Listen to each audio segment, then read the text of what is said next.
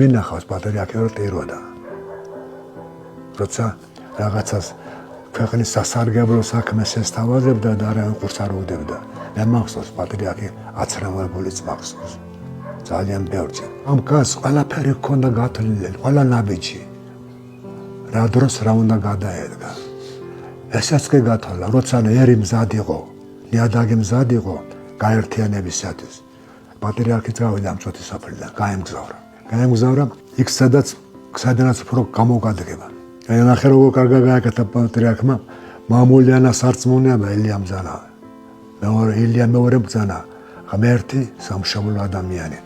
მამულის ენის და ღმერთის დრიტა ადამიანია. ადამიანის გარეშე არც ერთი არაა. არა? ამიტომ დააბრუნეს ადამიანთან. იქიდან ღმერთი სამშობლო ადამიანი.